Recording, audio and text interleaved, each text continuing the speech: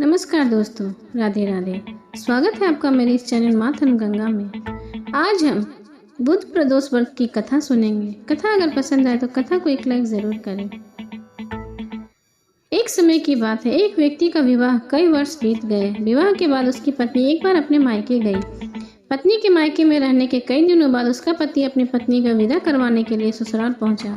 ससुराल पहुंचने के कुछ दिन रहने के बाद पत्नी को मायके से विदा करने की बात अपने सास ससुर को कही। बुधवार का दिन होने के कारण उसके सास ससुर ने कहा कि बुधवार के दिन बेटी ससुराल नहीं जाती, इस कारण विदाई नहीं हो सकती, तो आप तुम कल चले जाना। लेकिन व्यक्ति नहीं माना और अपनी पत्नी को मायके से विदा कराकर अपने घर की तरफ चल दिया। रास्ते में जाते वक्त पत्नी को बहुत तेज प्यास लगी। तब पति पानी की तलाश में इधर उधर भटकने लगा। काफी देर के बाद जब वो पानी लेकर वापस लौटा तो उसने देखा कि पत्नी के पास उसी के वेशभूषा में कोई अन्य व्यक्ति पत्नी संग बैठकर बातें करता हुआ दिखाई दिया।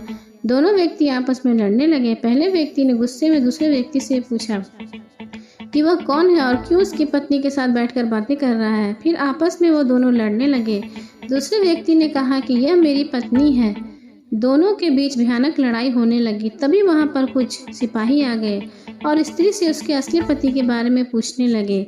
दोनों व्यक्ति को देखकर स्त्री हैरान हो गई, क्योंकि वह दोनों एक जैसे दिखाई पड़ रहे थे। वह दुविधा में पड़ गई कि वो क्या करे। तब वो पहला व्यक्ति परेशान होकर मन में कहा कि भगवान, ये आपकी कैसी लीला है।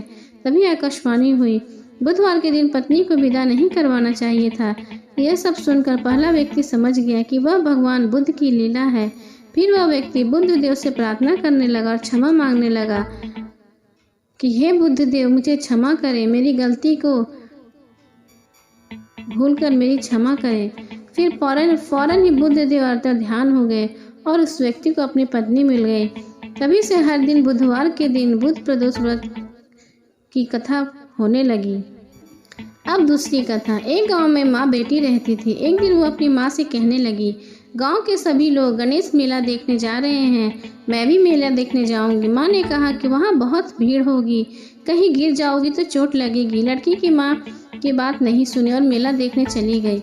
माँ ने जाने से पहले बेटी को 2 लड्डू दिए और एक घड़े में पानी दिया। माँ ने कहा कि एक लड्डू तो गणेश जी को खिला देना और थोड़ा पानी पिला देना, दूसरा लड्डू तुम खा लेना और बचा पानी भी पी लेना।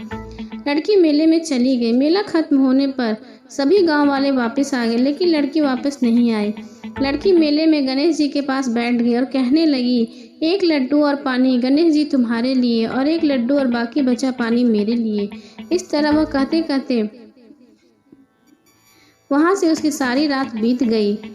गणेश जी यह देखकर सोचने लगे कि अगर मैंने यह एक लड्डू और पानी नहीं पिया तो यह अपने घर नहीं जाएगी। यह सोचकर गणेश जी एक लड़के के वेश में आए और उसे एक लड्डू लेकर खा लिया और साथ ही थोड़ा पानी भी पी लिया। और फिर वह कहने लगी, मांगो, तुम्हें क्या चाहिए। लड़की मन में सोचने लगी, क्या मांगू, अन्न मांगू, धन मांगू या अपने लिए अच्छा वर मांगू, खेत मांगू या महल मांगू। वह मन में सोच ही रही थी तो गणेश जी ने उसकी मन की बात को जान लिया और वो लड़की से बोले, तुम अपने घर जाओ और जो तुम चाहती हो वो तुम्हें सब कुछ मिलेगा। लड़की घर पहुंची तो माँ ने पूछा, इतनी देर कैसे हो गई। बेटी ने कहा कि आपने जैसा कहा था मैंने वैसा ही किया। और देखते ही देखते लड़की ने जो भी सोचा था उसे सब मिल गया और वो माँ बेटी इस लोक को भोग कर स्वर्ग को प्राप्त हुए। बोलो गणपति महाराज की जय।